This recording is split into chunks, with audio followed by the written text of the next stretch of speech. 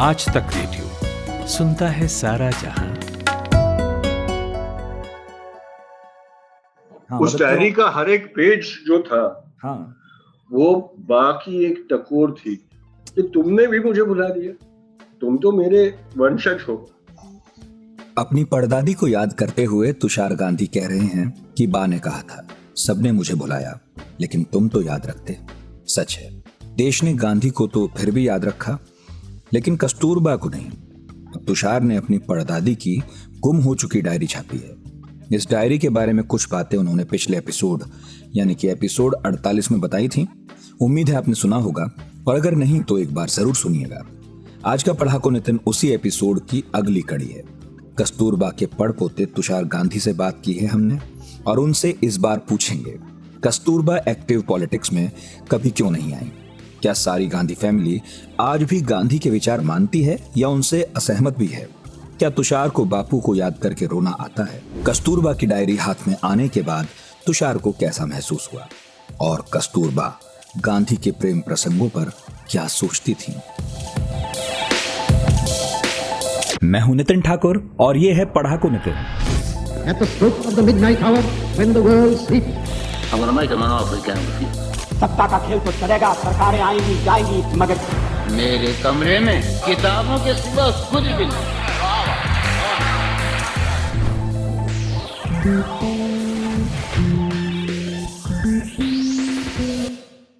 अब आपके बारे में थोड़ी सी बात फिर बात पे आ जाते हैं।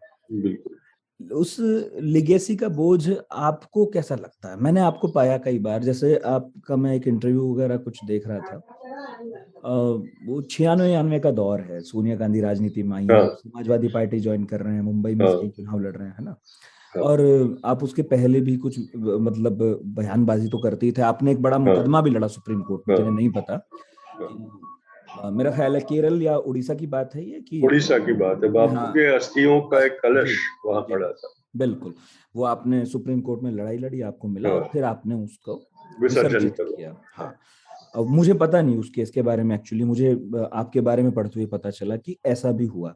मुझे ये पता चला है कि अभी भी कुछ एक हिस्से भारत के कुछ एक जगह पर हैं, शायद, पता नहीं। हाँ है।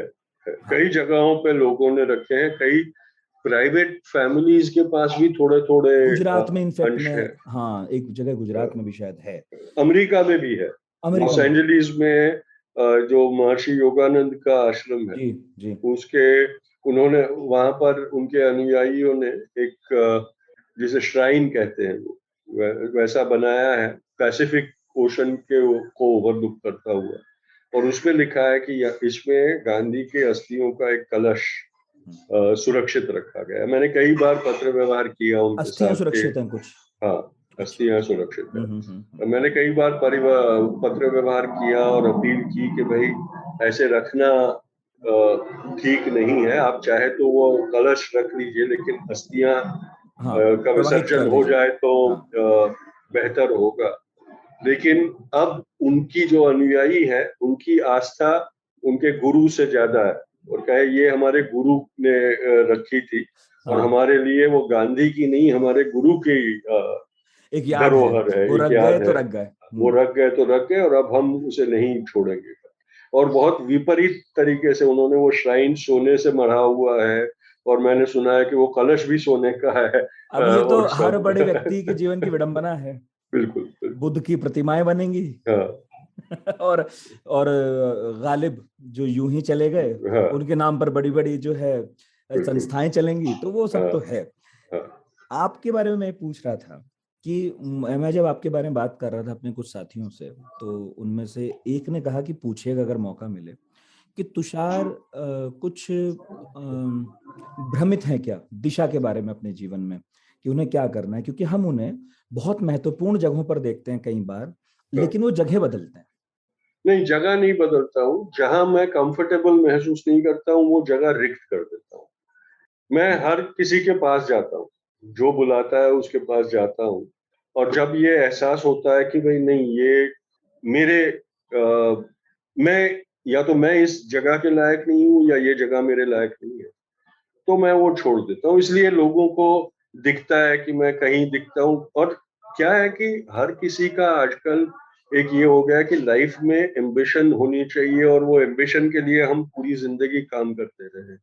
मेरी लाइफ में मैंने एम्बिशंस को का महत्व था, ऐसा नहीं था कि महत्व नहीं था, पर फिर वो गौण होता चला गया। और मैंने भी कहा कि नहीं, जहां जब जरूरत पड़े, क्योंकि मेरे पास एक ही चीज है, मेरी पहचान, और लोगों को भी उसका ही एसोसिएशन चाहिए होता है। तो मैंने कहा कि भाई जहां मुझे ठीक लगे वहां वो एसोसिएशन में बहाल करूंगा, जहां नहीं लगे वहां से हट जाऊं। तो ये किया है, इसलिए लोगों को लगता है कि ये आज यहाँ दिखता है, कल वहां दिखता है, लेकिन पॉलिटिकली मैंने कभी वो नहीं बदला है। मेरा सिर्फ एक बार समाजवादी में से कांग्रेस में गया और फिर वो भी छोड़ दिया, और अपने घर ही अपनी मेरा पॉलिटिक्स अगर कहा जाए तो वो एक गांधीयन पॉलिटिक्स, अगर गांधीयन पॉलिटिक्स कुछ है तो वो मैं कह सकता हूँ। इसलिए लोगों को लगना स्वाभाविक है कि भाई ये कहीं स्थिर दिखते नहीं है, और दूसरी एक इमेज होती है कि ये तो कांग्रेस में ही होना चाहिए, और दिखता नहीं है कांग्रेस में। तो ये एजम्पशन है कि कांग्रेस का जो परिवार है उसने इसको साइडलाइन कर दिया होगा, तो फ्रस्ट्रेटेड आदमी। पर ना मैं फ्रस्ट्रेटेड हूँ और ना मैं साइडलाइन हूँ, मैं बहुत खुश हूँ जहां मैं हूँ, और उसी दौरे के अंदर मैं रहकर अपना जीवन जीता। लोग कहते हैं कि बेवकूफ है, मौकों का फायदा उठा नहीं पाया, उठाया नहीं, पर मेरा एक ईगो है, मैं अपने आप को बेच नहीं सकता। हाँ, पैसा कमा सकता हूँ लेकिन बेच नहीं सकता। आपके अलावा राजमोहन गांधी भी थे, हैं, हाँ, और उनसे बात करूंगा मैं। हाँ, और किताब लिखी उन्होंने, वो भी मेरा ख्याल है एक बार संसद तो पहुंचे थे। हाँ, राज्यसभा में, राज्यसभा का एक बार, वीपी सिंह के टाइम। हाँ, वीपी सिंह के समय। तो अभी जैसे हम लोग, अब आप ही गांधी की, मतलब ऐसे विरासत देखा जाए पारिवारिक, तो आप लोगों के पास है, बहुत बड़ा अब तो कुनबा है, बहुत सारे लोग विदेश में, आप तो फिर भी बिल्कुल, नहीं है। बिल्कुल। वैचारिक विरासत बहुत लोगों के पास है। मैं ये जानने में कई बार इंटरेस्टेड रहता हूँ, और सबसे तो मुलाकात हो नहीं सकती, आप ही कुछ लोग हैं जो सार्वजनिक जीवन में हैं। हाँ, क्या गांधी से जिस तरह देश का एक बड़ा हिस्सा खुद को अलग कर चुका है उनके विचार से, क्या परिवार में भी ऐसा कुछ, मैं नाम लेने को नहीं कहूंगा कभी भी, लेकिन क्या परिवार में आपने कभी ये पाया कि उस विचार से दूरी आई है बहुत सारे हाँ, लोगों? हाँ, हाँ, है। देखिए, ये हमें समझना बहुत जरूरी है कि विचार पारंपरिक नहीं होते, सच है। वो जेनेटिक्स में नहीं होता, वो इंडिविजुअल के ऊपर आधारित है। इसलिए हम भी, हमारे परिवार में लोग हैं जो राइट विंग के साथ है, जो हिंदुत्ववादियों के साथ है, जो मेरे जैसे कुछ है दीवाने जो कहीं पर नहीं है, एक बंदर से दूसरा बंदर में उड़ते रहते हैं, लेकिन कभी भी वो सीमा क्रॉस नहीं। और ये इसलिए नहीं है कि मैं गांधी का वंशज, मेरी फितरत नहीं है, मैं हिंदुत्व को या कट्टर मुसलमान या कट्टर क्रिश्चियनिटी को एक्सेप्ट नहीं कर सकता हूँ। मैं एक उस मामले में मैं एक ह्यूमनिस्ट हूँ, और इंसान को धर्म से ज्यादा महत्व देता हूँ। तो मैं उस प्रवाह में बहता हूँ। तो और मैंने एक्सेप्ट किया है, मेरे कई कजिन्स हैं जो जिनको आज भक्त कहा जाता है, वो भक्त है, पर आखिर में मेरे कजिन्स हैं, रिश्ता है, परिवार है। तो गाली गलौज करेंगे, एक दूसरे के साथ झगड़ेंगे भी, और आखिर में तो रिश्ता तो निभाएंगे। ये तो रहेगा। ये आप सभी गांधियों के साथ नाइंसाफी भी है वैसे, कि लोग ये सोचते हैं कि ये तो गांधी की राह पर ही चले। अब वो भाई, हो सकता है मुझे अच्छे लगे, आपको अच्छे लगे, लेकिन हर कोई गांधी ही बनेगा या गांधी की ही राह पर चलेगा, या वो कांग्रेस ही ज्वाइन कर लेगा, या गांधी के विचारों पर चलने वाली पार्टी में ही जाना चाहिए। ये बड़ा गड़बड़ हो गया मामला। मगर आप जैसे जो लोग हैं अभी उस परिवार का हिस्सा भी हैं और गांधी के विचारों को भी मानते हैं, आप लोग फिलहाल क्या कर रहे हैं इन विचारों को आगे बढ़ाने के लिए? देखिए, हमसे जो हो सकता है वो करते हैं।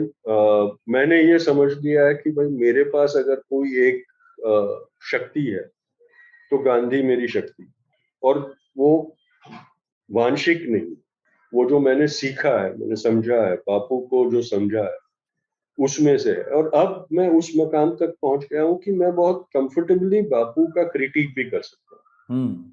जहाँ गलती है मेरी डायरी में मैंने लिखा है।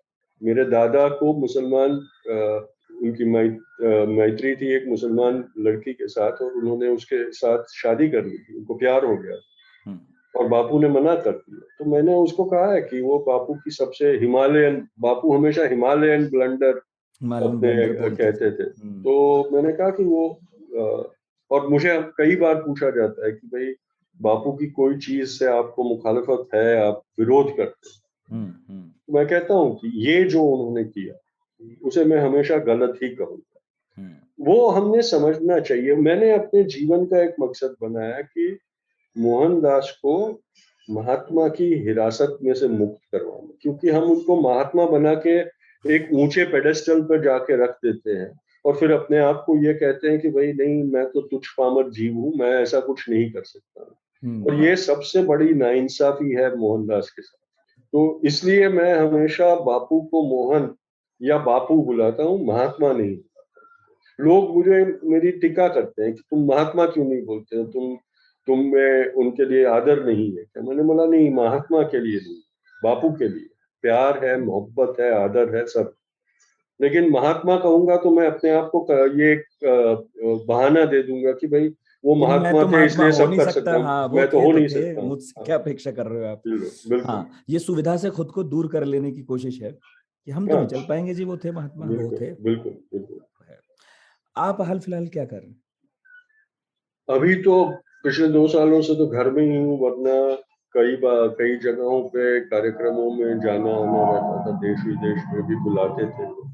अब पोस्ट कोरोना वर्ल्ड में क्या होता है वो देखना पड़ेगा। तो उस दौरान लिखना एक मेन एक्टिविटी मेरी बन गई। और फिर ये टेक्नोलॉजी आ गई तो अब वो प्लेन में बैठ के देश विदेश नहीं जाना पड़ता। आज सुबह ही ऑस्ट्रेलिया में एक इवेंट हो रहा था, उसमें शाकिर होना जूम के बदौलत मेरे लिए पॉसिबल हो गया। आज अब नोएडा, सुबह पर्थ में बात कर रहा था, अब नोएडा में बात कर रहा हूँ।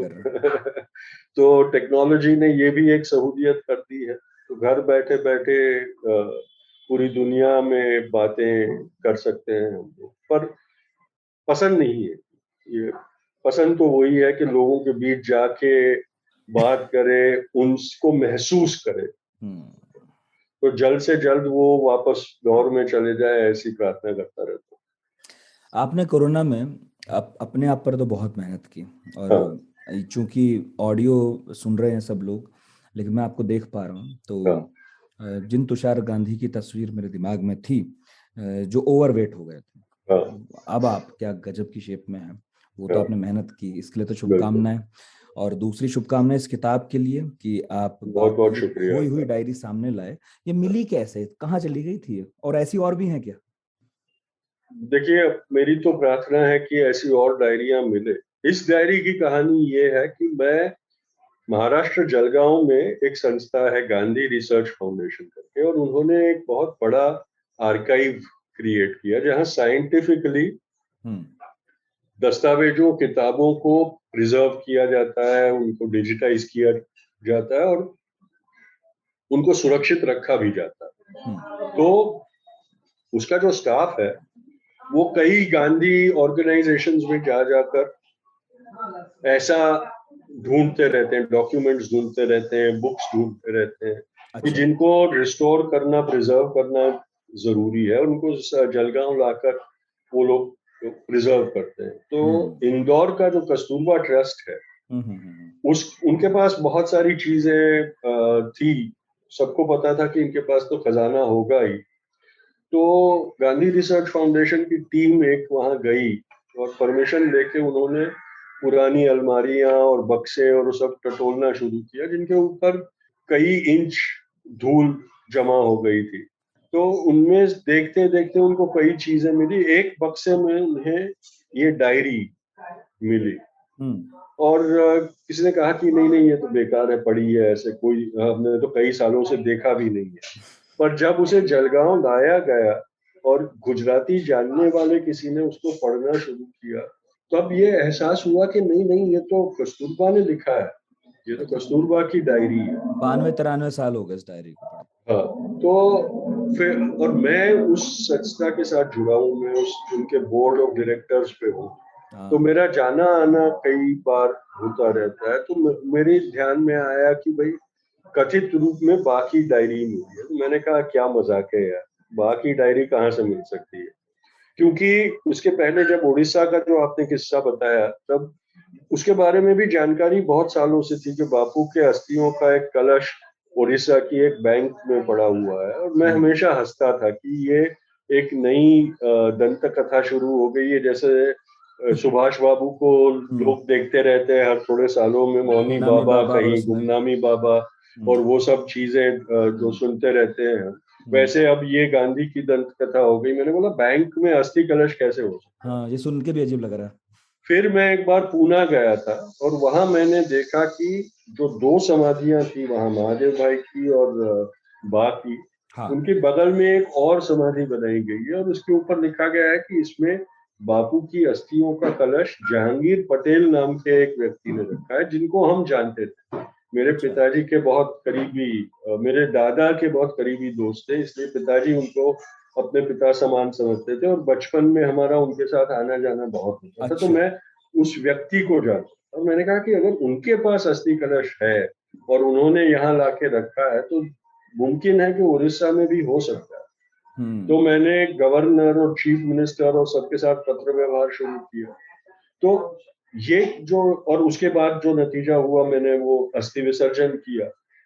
तो मैंने कहा कि नहीं, अगर ये बात है तो मुझे जानकारी मिलनी चाहिए कस्तूरबा के बारे में। तो मैं जब मेरी अगली विजिट पर जलगांव में था तो मैंने कहा कि भाई वो डायरी कहाँ है? तो उन्होंने कहा कि भाई वो तो हमने रिस्टोर करके, प्रिजर्व करके वापस कस्तूरबा ट्रस्ट को दे दी। तो मैंने कहा कि अब मुझे पढ़नी हो तो कहाँ मिलेगी? तो बोले हमने डिजिटाइज करके रखी है, हम तुम्हें उसके पेजेस दिखाते हैं। तो मुझे आज भी वो वाकया याद है, जिस दिन मेरी कंप्यूटर स्क्रीन पे मैंने वो इमेज खोली, पहली इमेज जब खोली तो मुझे जैसे एक कांटेक्ट हुआ हो वैसे लगने लगा, भावुक हो गया बहुत।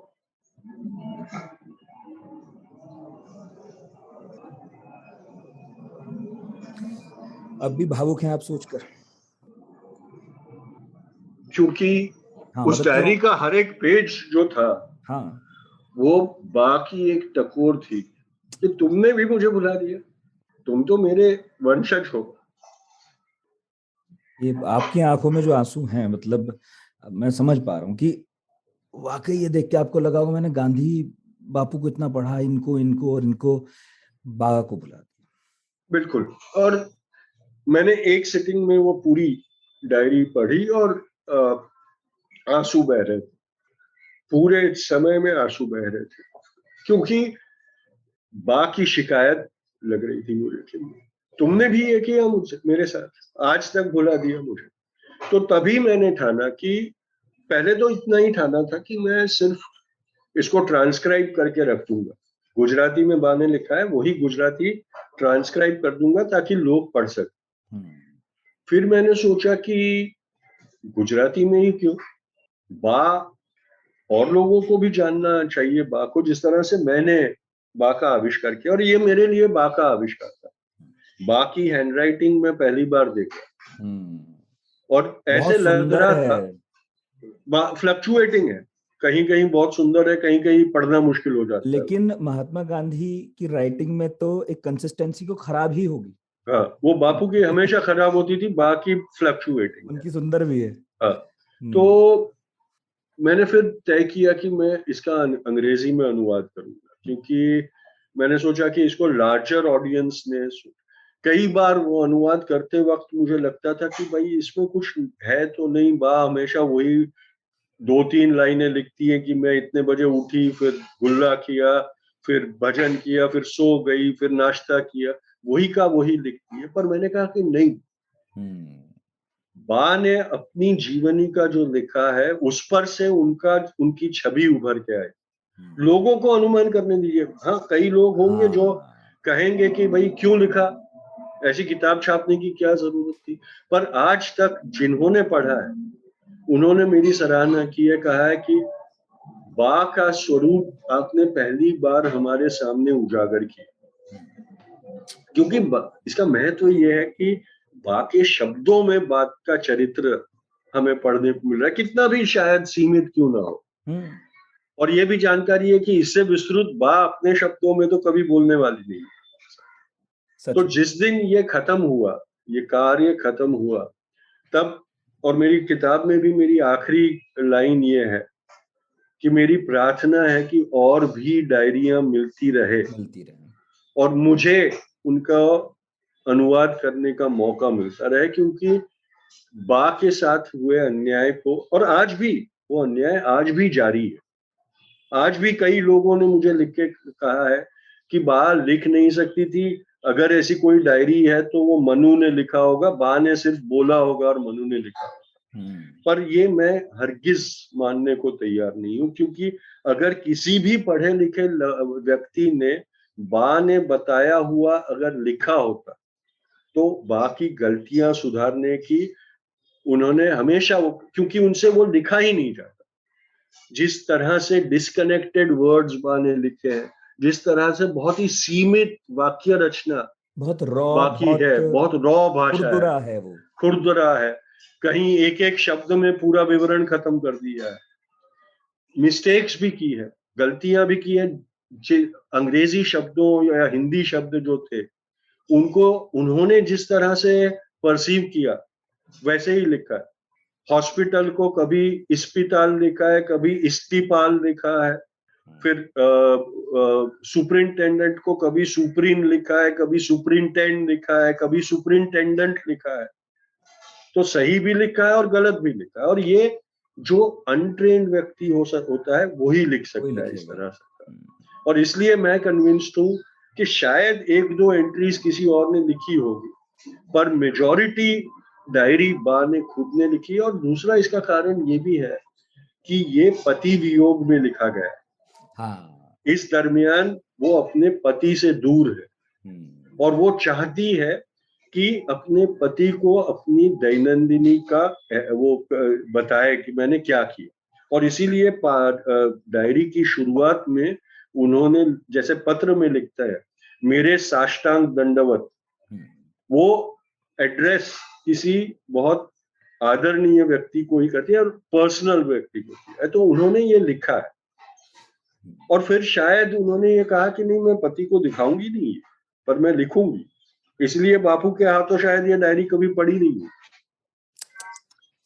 कैसी कैसी चीज हैं जो हमारी नजरों से बच गई या हमने उनसे नजरें फेर ली और पता नहीं कहाँ पड़ी हैं, और कभी मिल जाए तो मिल जाए। मतलब अब ये मैं मानने को राजी नहीं हूँ कि सिर्फ सन 33 के कुछ महीने उन्होंने लिखा होगा और उसके पहले या बाद में ना लिखा। बिल्कुल बिल्कुल। आपने मूल डायरी देखी अब तक? मैंने वो मूल डायरी नहीं देखी, क्योंकि मैं, वो डायरी चली गई थी कस्तूरबा ट्रस्ट। कभी इंदौर जाऊंगा तो सद्भाग्य रहा तो जरूर वो देखूंगा और उसको महसूस करूंगा, क्योंकि उसको पढ़ने में मैंने बा को महसूस किया है, तो उनके अक्षरों को छूने से तो और ज्यादा महसूस कर पाऊंगा। जब आप छुएंगे और जब आप उसे अपनी आंखों से देखेंगे, उसके पन्ने छुएंगे, एक तो उसका यूं ही ऐतिहासिक मूल्य हो गया, 92-93 साल पुरानी है, कम लोगों ने देखी है। बिल्कुल। और आपका तो रिश्ता कुछ अलग ही है। तुषार जी, आता है कई बार रोना याद करके बापू को, बा का तो आपने नाम लिया, बापू को भी, क्योंकि बहुत लोगों के लिए तो बहुत मशीनी हो गया। हाँ। आप कभी याद करते हैं, कभी कुछ हालात ऐसे आते हैं जब आपकी आंखों में आंसू आते हैं सोचकर? कई बार, कुछ भी कई बार आते हैं। कई बार बापू को जो जिस प्रकार से हमने एक विटंबना बना के रख दिया, वो सोचते हुए आंसू आते हैं, लेकिन बापू का सोचते हुए दुख के आंसू नहीं आते, गुस्से के आंसू आते। एक गुस्सा आता है और एक फ्रस्ट्रेशन होता है दिलों में कि मुझे क्यों ये बर्दाश्त करना पड़ रहा है, क्या मैं उनका वंशज हूं इसलिए मेरी ये मजबूरी हो जाती है कि मुझे ये बर्दाश्त करना पड़े। और वो सोचकर गुस्सा आता है तो कई बार भावुक हो जाता हूँ, कई बार मैं रोया। क्या बर्दाश्त करना पड़ता है आपको, बताइए? हम सब चाहते हैं कि गांधी के अंश क्या बर्दाश्त कर रहे हैं इस देश में? गांधी की प्रतिमा को गोली मारना, आप बर्दाश्त कर सकते थे? फोटो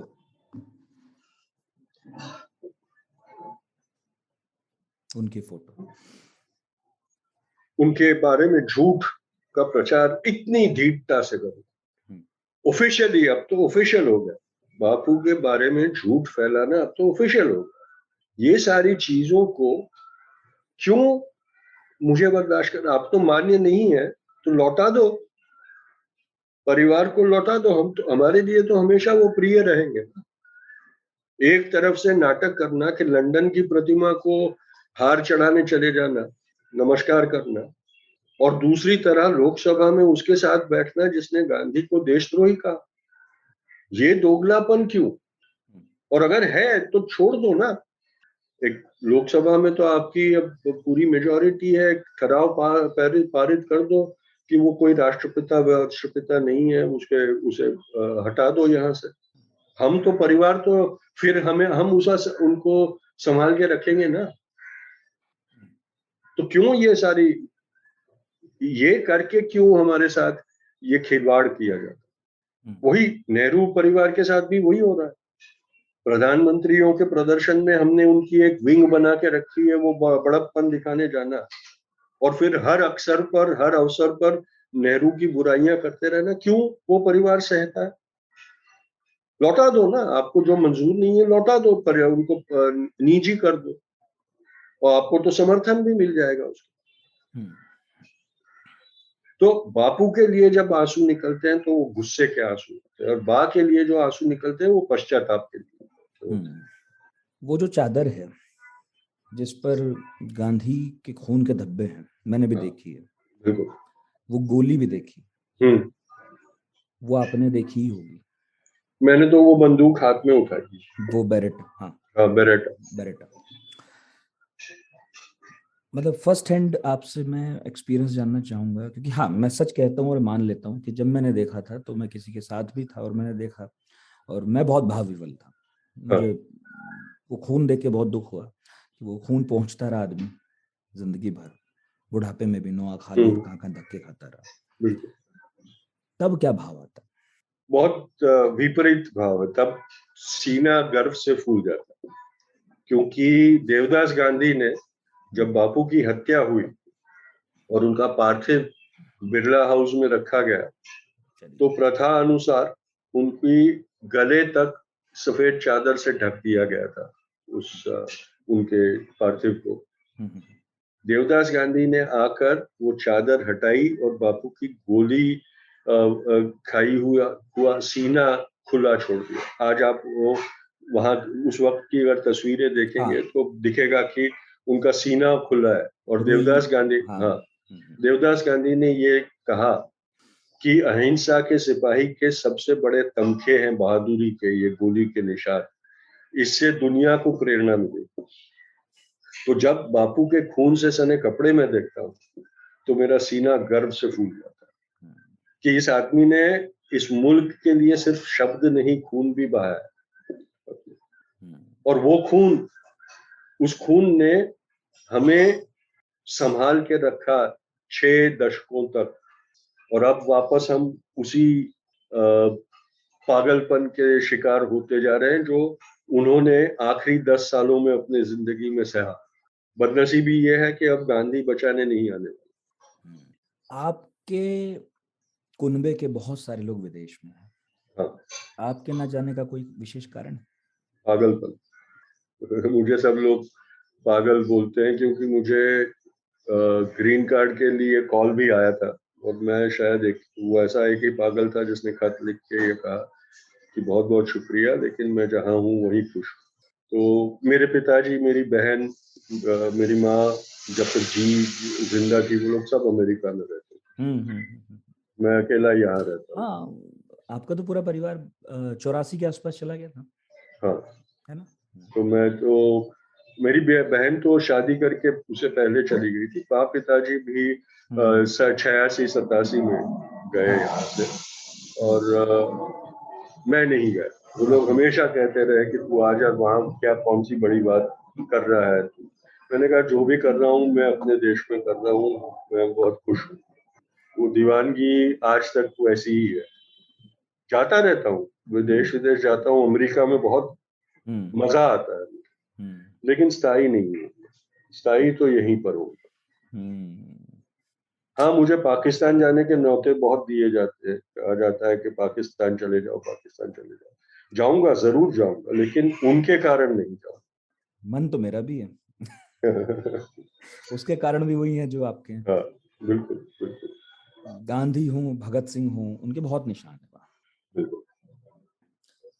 इस देश की बहुत यादें पाकिस्तान से जुड़ी हुई हैं और पाकिस्तान खुद उनसे पीछा नहीं छुड़ा सकता।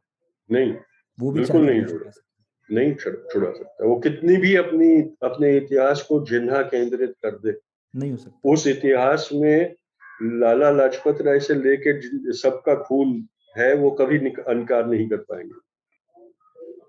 हाँ, कुछ चीजें पीछा नहीं छोड़ती आपका, कुछ का आप छोड़ना वो नहीं चाहते। हाँ, वो हम कितना भी इरेजर चलाएं उसके ऊपर, वो मिटती नहीं मिलते।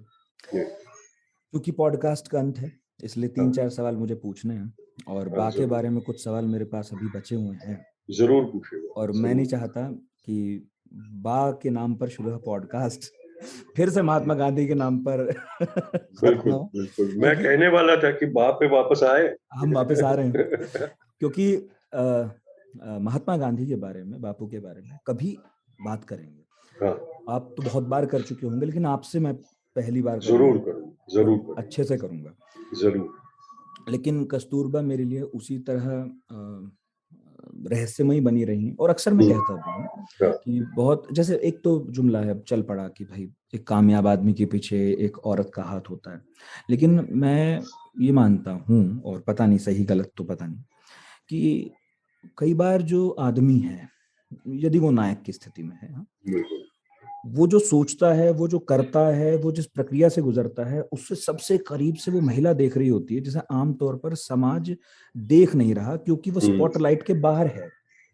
लेकिन बहुत बार मैंने अपनी जिंदगी में पाया, क्योंकि अब तो पेशा ऐसा है कि कई मशहूर और कामयाब लोगों से मिलना होता है, मैंने पाया कि उनसे कहीं ज्यादा ब्राइट वो महिलाएं हैं। उनका काम बोलना नहीं है, दिखना नहीं है, लेकिन वो उनसे ज्यादा ब्राइट है। मुझे बताइए, जहां आश्रम रहे इतने सारे और इतने सारे लोग, और गांधी तो मौजूद रहते नहीं थे, यदा कदा आते थे, बा झगड़े निपटाती होंगी, सब करती थी वो। देखिए, परिवार का जो ऊपरी होता था, जो नायक होता था, वही तो सब चीज संभाल लेते थे। और बा ने भारत आने के पहले ही दक्षिण अफ्रीका में ही ये समझ लिया था कि ये जो मेरा परिवार है, वो आश्रम अब मेरा परिवार है। मेरे बेटे तो है, बच्चे तो है, लेकिन आश्रम मेरा परिवार हो गया है। तो जरूर निपटाती होगी, उलझने निपटाती थी। अब एक यही बात, ये किस्सा मैंने लिखा है उसमें। राउंड टेबल कॉन्फ्रेंस को जाने के लिए जब बापू निकले, तो उन्होंने प्रस्ताव तो रखा था बा को कि चलो मेरे साथ। तुम बा ने कहा नहीं, मुझे आश्रम में काम है, मैं वापस जा रही हूं। लंदन नहीं गई थी साथ में? लंदन नहीं गई थी वो, बम्बई की गोदी में उन्होंने बापू को रवाना किया और फौरन चली गई साबरमती आश्रम। अच्छा। अब हुआ ये कि बापू ने देखा, जब शिप निकल पड़ी, तो बापू ने देखा कि साथ आए सारे लोग 10-10, 15-15 बक्से भर भर के सामान लेके आए थे अपने साथ, जो उनके साथ राउंड टेबल के लिए जा रहे थी और भी बाकी था पूरा। कांग्रेस के नेता वगैरह, जो आजादी के नेता थे वो सब। तो बापू ने बहुत डांटा, तो कहा कि ये क्या बात है, हम सादगी की बात करते हैं, हम कम से कम उपयोग करके जिंदगी जताने की बात करते हैं। मैं खुद एक छोटा सा बक्सा लेके आया हूँ, उसमें पूरी ट्रिप करने वाला हूँ, तुम लोगों को इतना सारा सामान क्यों चाहिए? अब बापू के सामने तो कोई बोल नहीं सकता था। तो एडन से बापू ने उनके सारा जो सामान था वो शिप में से उतरवा दिया, और एडन का जो फर्स्ट पोर्ट था बम्बई के बाद का, तो वहां से वापस लौटती शिप में उन्होंने भेज दिया और कहा साबरमती आश्रम में भेज दे।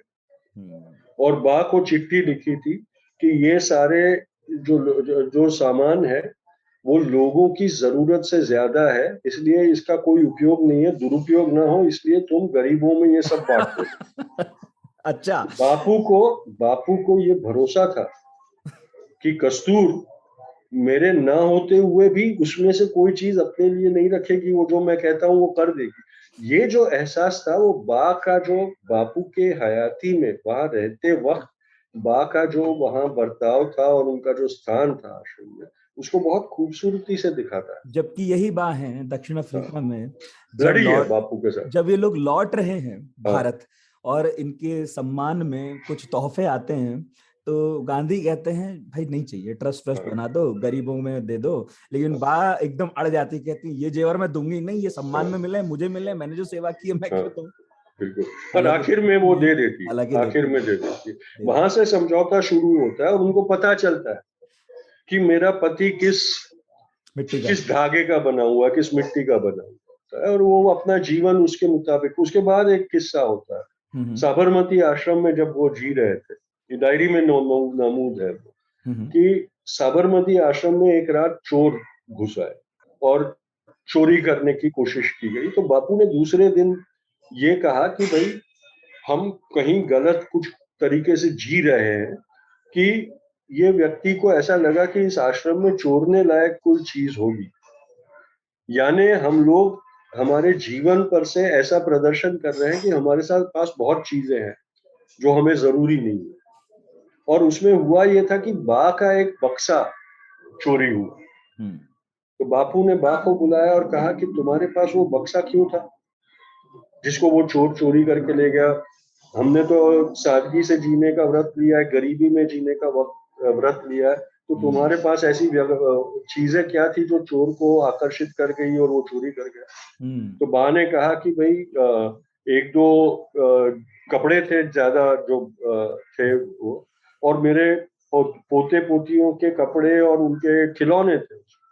तो बापू ने कहा कि ये तो संग्रह है, हमने तो असंग्रह का व्रत लिया है, हम ऐसी चीजें संग्रह नहीं कर सकते, और वो तुम्हारे हक की नहीं थी, वो तुम्हारे अधिकार की नहीं थी, तो वो तुम्हारी लग्जरी की थी, इसलिए वो ले गए वो ले गए, वो अब वापस नहीं आएगी और अब से तुमने वैसा रखना नहीं चाहिए। उसके बाद बा हमेशा एक जोड़ी स्पेयर कपड़ा, और जो हर रोज के जीवन की उनकी वस्तु थी, आप देखेंगे तो बा जब कभी भी दौरे पर जाती थी तो एक वो जो जैसे झोला कहते हैं, उसमें उनका सारा सामान आ जाता है।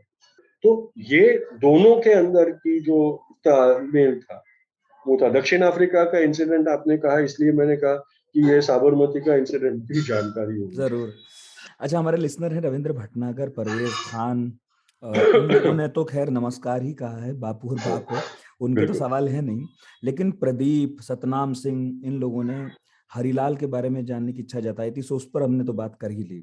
कुलदीप कादियान पूछ रहे हैं और एक आध लोगों ने और पूछा कि क्या कभी कस्तूरबा ने एक आम महिला की तरह अपने पति को इन सब आंदोलनों, इन सब टकराहटों, इन सब संघर्षों में जाने से रोकने की कोशिश की कि भाई मत जाओ, बहुत है और देखेंगे? उन्होंने वो तो कभी नहीं किया, क्योंकि वो तो दक्षिण अफ्रीका से ही आदत डाल दी थी कि आंदोलन होगा तो मेरा पति ही उसकी अगुवाई करेगा, उसे रोका नहीं जा सकता है। ये जरूर वो करती रही, क्योंकि बापू की एक आदत थी कि जब भी कोई चीज गलत होती थी या बिगड़ती थी या गलती की जाती थी पब्लिक लाइफ में, तो हमेशा अपने आप को दोष देते थे और प्रायश्चित खुद करते थे। आप ये देखिए, बापू के बारे में बहुत प्रचलित है कि हर वक्त उपवास करते रहते थे, और हमने आखिरी के जो 2 उपवास थे उसको देख के ये तय कर दिया है कि वो अपनी लड़ाई का शस्त्र उपवास को बना लेते थे, पर वो नहीं था। उपवास उनका प्रायश्चित का कार्य था, और अपनी गलती के लिए वो उपवास करते थे ताकि अपने आप को वो सजा दे सके।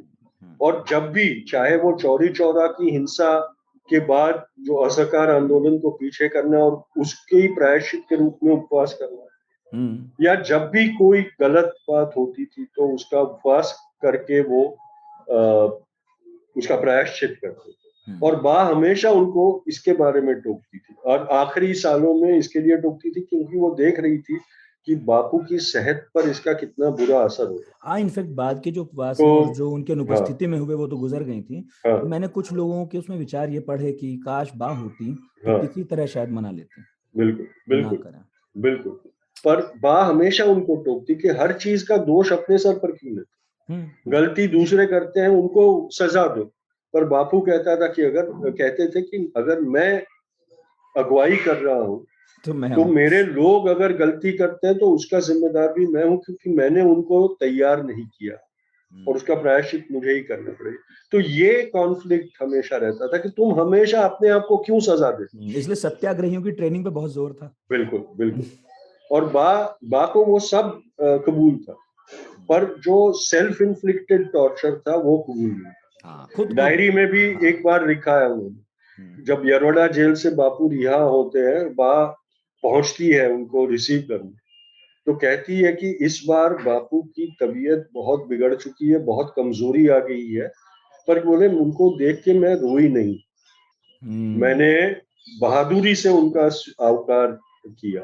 तो वो चिंता खाए जा रही थी कि मेरा पति अपने आप को नुकसान कर देगा। अब दक्षिण अफ्रीका में था, वैसा जवान अट्टा कट्टा नहीं है, पर वो समझता ही नहीं है कि अब वो बूढ़ा होता चला है। 1930 आते 60 से ऊपर हो गए। बिल्कुल बिल्कुल।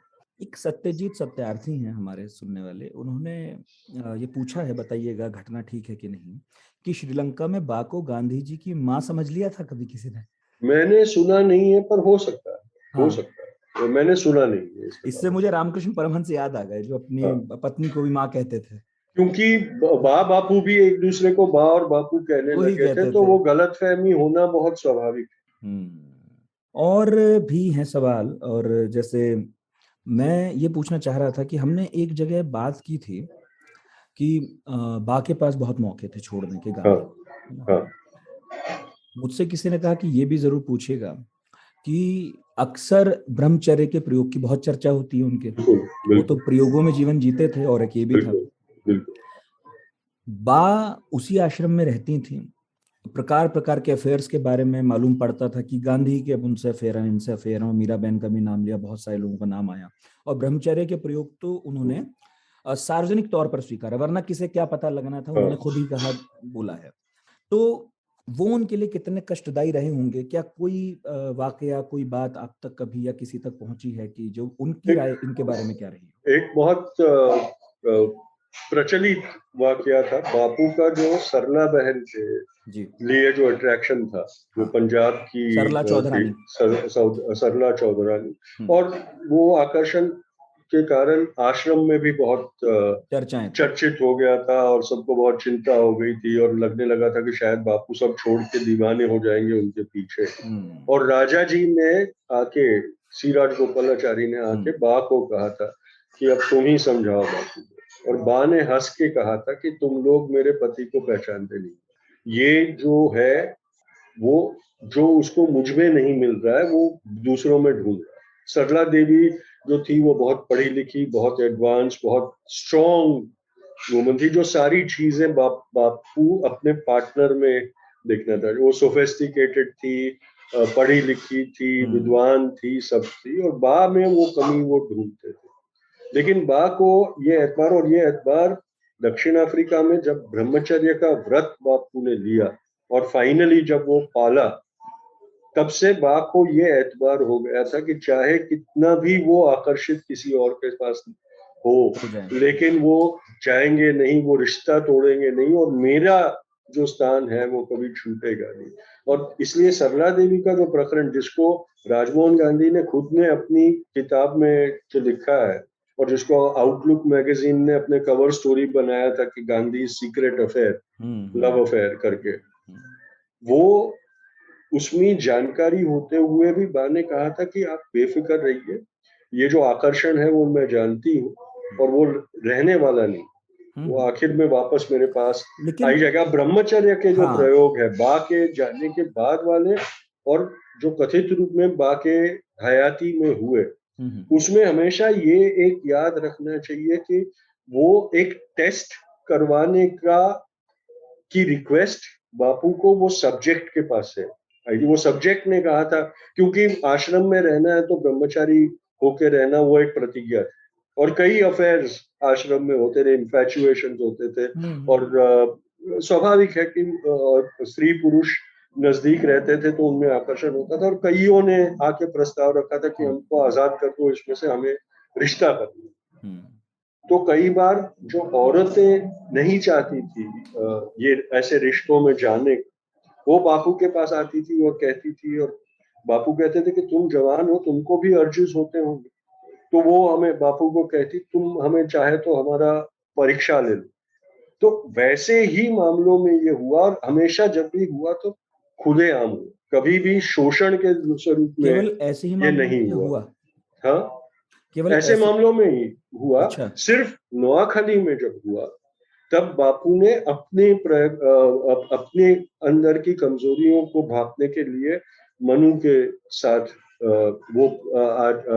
शुरुआत की उन प्रयोगों की, और उसमें भी उन्होंने उसको रोका, इसलिए कि बाकी लोगों ने विरोध इसका नहीं किया कि वो प्रशिक्षण कर रहे हैं, पर इस बात का किया कि करना है तो बंद कमरे में करो, खुलेआम क्यों करते हो। और उसके बारे में देश भर में लिख के हरिजन में वो छापते थे उस प्रयोगों के बारे में। तो ये चर्चा क्यों करवानी है? इसे कई तो लोगों उन्होंने कहा कि अगर मैं ये हाँ। पब्लिकली नहीं कर सकता, सबकी नजरों के सामने नहीं कर सकता, और सबको जानकारी दे के नहीं कर सकता, तो वो गलत हो, तो वो इसलिए मैं गलत। नहीं करूंगा। जो अक्सर नेहरू इंदिरा को भी कहते थे कि हाँ, गलत सही का फैसला बस ऐसे कर लो मोटे तौर पर, जो सबके सामने नहीं कर सकते वो गलत है। गलत है। और यही बात बापू के पास से लोगों ने जो जानते थे उन्होंने सीखा, और इसलिए हमने वो ब्रह्मचर्य के प्रयोगों को हमारी आज की समझ के मुताबिक नहीं, पर एक एलिवेटेड सोच की जो था उसे समझना बहुत जरूरी लेकिन है। कुछ लोगों ने इसे गांधी की मानसिक विक्षिप्तता से जोड़ा कि भाई वो अब विक्षिप्त हो चुके हैं, आज की परिभाषा में देखेंगे तो ये तो बहुत विक्षिप्त लगेगा ही, और स्वाभाविक गलत नहीं है उसमें कुछ ने कहा कि मनुबेन की स्थिति के बारे में सोचिए, मानसिक क्या रही होगी फिर। वो मनुबेन उसके बाद बहुत सालों तक डायरी डायरी भी लिखी उन्होंने। और देखिए, अभी हम लोग इसके बारे में बात कर रहे हैं, लेकिन मैं इसके पर टिप्पणी सिर्फ मेरी समझ के मुताबिक दे सकता हूं। बिल्कुल, इस बात की सच्चाई की बात सिर्फ मनुबेन या बापू कर सकते हैं, जो दोनों नहीं रहे। इसलिए मैं हमेशा कहता हूं कि भाई आप ये मत सोचिए कि मैं कह रहा हूं इसलिए ये सच है या नहीं। हमें सबको हमारी ये मजबूरी कहो तो मजबूरी, या लिमिटेशन कहो तो लिमिटेशन, कि हम हमारी नजर के मुताबिक उसको देखेंगे, हमारी अकल के मुताबिक उसको विवेचन करेंगे, और हमारे फितरत के मुताबिक उसका संदर्भ निकालेंगे। बिल्कुल। एक हमारे मित्र हैं, लेखक हैं, अरूप के चैटर्जी, और पढ़ाते भी हैं। उन्होंने भी ये पूछा है, एक तो ये पूछा कि भाई जो गांधी जैसी सोच रखते हैं, गांधी बिलीवर्स हैं, वो ऐसे मामलों में जो गांधी के फ्लॉज हैं, जिनको गांधी ने भी माना, उसमें उसका जवाब क्या दें जब ये आरोप लगते हैं। और इनफैक्ट पटेल का भी मैंने एक बार कहीं जिक्र पढ़ा कि जब उनसे ये सब प्रश्न पूछे गए ब्रह्मचर्य के बारे में, तो उन्होंने स्वीकार किया कि हाँ, ये थोड़ा सा एम्बेरस करने वाली सिचुएशन है, जिसमें हम कई बार जवाब नहीं दे पाते अपनी स्थिति में। तो आपसे पूछ रहा हूं कि ऐसे लोगों से आप क्या कहेंगे जो बेचारे पूछते हैं कि जी हमला होता है गांधी पर, बुरा लगता है, और हमें मालूम है कुछ तो सही भी हो रहा होगा शायद, लेकिन हम बोल नहीं पाते, बता नहीं पाते, हमें पता ही नहीं, आइडिया नहीं। मैं हमेशा ये कहता हूं कि आप लार्जर पिक्चर देखिए, ये छोटे छोटे वाक्यों से उलझ मत जाइए, क्योंकि वो एक साजिश है, उलझाए रखने की साजिश है, कि भाई हम उसके पूरे किरदार को तो अटैक नहीं कर सकते, पर ये एक हमें उसके बख्तर में एक छेद सुराख मिला है, वहीं पे निशाना साध के गोलियां मारेंगे उसको। मैंने कहा उसके क्यों आप 7 दशकों का जो जीवन है उसका कंपैरिजन करिए, उसकी बात करिए। जिस चीज के बारे में हम सक्षम नहीं है उसका पृथक्करण करने के लिए, तो कोशिश भी क्यों की जाए। जो लोग कर सकते हैं वो जरूर करें, वो जरूरी है कि ऐसा पृथक्करण भी हो, ऐसी एनालिसिस भी। पर ये हमें याद रखना पड़ेगा कि उसका जो निष्कर्ष निकलेगा वो उस इंसान की समझ तक सीमित रहेगा। वो जरूरी नहीं है कि वो गांधी के सोच को बिल्कुल ठीक से समझ सके और उसको एनालाइज कर सके, जो मैं भी नहीं कर सकता। बहुत लोगों ने कहा है वैसे ये बात कि आप तुषार जी से सवाल पूछ तो रहे हैं कस्तूरबा या महात्मा गांधी के बारे में, लेकिन ना तो वो उनके जीवन काल में थे, ना नहीं। उनके प्रयोगों के हिस्सा थे, ना उन्होंने वो उनके साक्षी थे। नहीं। तो हमें ये संदेह है कि तुषार गांधी या कस्तूरबा की तस्वीर जो खींचेंगे उसमें किस हद तक शुद्धता होगी। मैं अपने आप को कभी ये नहीं कहता कि जो मैं कहता हूँ वो ब्रह्म वाक्य है। मैं हमेशा ये कहता हूँ कि गांधी एक ऐसा किरदार है जिसके बारे में पर्याप्त लिटरेचर अवेलेबल है। आपको उसमें किसी मार्गदर्शक की जरूरत नहीं है। गांधी की खोज में आपको किसी मार्गदर्शक की जरूरत नहीं है। और मैं तो हमेशा ये कहता हूँ कि मेरी बातें सुनकर आप उस राह पर चलना शुरू कीजिए और फिर अपने आप उस व्यक्ति को खोजिए, क्योंकि बहुत पर्याप्त इंफॉर्मेशन गांधी ने खुद ने अपने बारे में लिखी हुई और गांधी के बारे में लिखी हुई उसके जो साथी थे उन्होंने जो लिखा है उसमें से आपको ज्यादा स्पष्ट चित्र मिलेगा। इसलिए मैं हमेशा ये मानता हूँ कि मेरे लिमिटेशन, मैंने जो मेरे पिताजी और मेरे दादी के पास जो बातें सुनी और उसके बाद समझदार होने के बाद जो मैंने पढ़ा उसी पर से मैंने अनुमान किया है, चित्र बनाया है। तो ये एलिगेशन मेरे पे लग सकता है कि शायद मैंने एक पिक्चर अपने आप को सूटेबल होगा वैसा बना के रख लिया है, वही मैं बताता हूँ। तो आप मुझे गांधी के बारे में प्रमाणित मत समझिए। और अंत में कस्तूरबा के बारे में आपने वैसे तो बहुत कुछ कहा और आंखों में आंसू भी है आपके, लेकिन अंत है और कस्तूरबा के बारे में हमने बात की, बात भले कितनी भी की फिर भी कम है। एक डायरी मिली, कुछ महीने मिले, कुछ एंट्री है बस कि ये किया वो किया, लेकिन मैंने एक जगह लिखा भी था कि ये बिंदु, ये वो बिंदु हैं जिन्हें आप आपस में जोड़कर एक तस्वीर बना सकते हैं। ये सुविधा है कम से कम। बिल्कुल। तो ये हमें करना चाहिए। आगे और डायरियां मिलेंगी तो शायद और प्रकाश पड़े कई चीजों पर। क्या कस्तूरबा के बारे में जानने समझने के लिए कोई और साहित्य, कुछ और कोई डॉक्यूमेंट्री वगैरह आप रिकमेंड करना चाहेंगे? डॉक्यूमेंट्री तो वैसी नहीं बनी है अभी। मैं चाहता हूं कि उनकी जीवनी पर, गांधी की अर्धांगिनी नहीं पर कस्तूर के स्वरूप में कुछ चरित्र बने, क्योंकि आज तक कापड़िया गांधी, कस्तूर, इसीलिए मैंने एंड कस्तूर कापड़िया गांधी करके ही लिखा है उसको। तो ये जरूरत है, क्योंकि जो जीवनी लिखी गई है वो भी बापू की अर्धांगिनी के स्वरूप में ही लिखा गया है। तो बापू ज्यादा छाए रहते हैं। मेरे पिता जी ने भी जो जीवनी लिखी उसमें ज्यादातर बापू आ जाते। तो जब मैंने ये टाइमलाइन लिखी तो मुझे बहुत ये करना पड़ा, जिद्दोजहद करनी पड़ी कि मैं बापू को बैकग्राउंड में कैसे ले जाऊं। जो रेफरेंस सोर्सेस हैं उसमें सब में बापू फिर कस्तूरबा वैसे ही आता। तो मैंने कोशिश की है, नाकामयाब नहीं हुआ हूं, पर कोशिश की है कि कस्तूर एज एन इंडिविजुअल की जो जीवनी है वो लिखी और बापू उसमें एक साइड, क्योंकि वो उनको नकार तो नहीं सकते, पर एज एन इंडिविजुअल एक किरदार उसमें है। नायक है इस बुक में नहीं, एक किरदार के रूप में उनको रखे और कस्तूर को नायिका बना के उनकी जीवनी।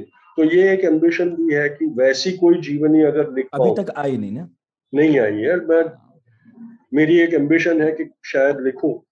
मेरा आग्रह है कि ये किताब और प्रकाशकों से भी कि हिंदी में आए तो और बेहतर। हिंदी में पढ़ने वाले भी चाहते हैं कि वो महात्मा गांधी के अलावा कस्तूरबा के बारे में भी पढ़ें, समझे, जाने, और ये खजाना सिर्फ उन तक महदूद ना रहे जो आंग्ल भाषा ही जानते हैं। बिल्कुल। हिंदी तक भी पहुंचे। में तो है। मैं बोली में हिंदी बहुत अच्छी तरह से बोल लेता हूँ और लोग कहते हैं कि मेरी हिंदी में उर्दू का बहुत असर सम्मिश्रण है। हाँ।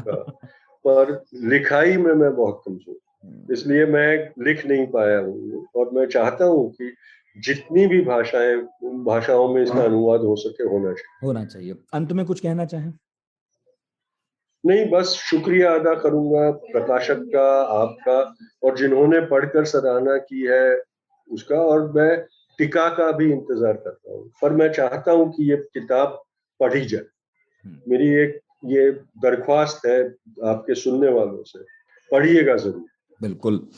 और तुषार गांधी को आप लोग सुन रहे हैं और बहुत वक्त दिया आपने, इतने विस्तार में आपने बात की। कस्तूरबा पर करनी थी लेकिन हमने तो गांधी पर भी की, और बहुत सी बातों पर की, आपके बारे में भी हो गई।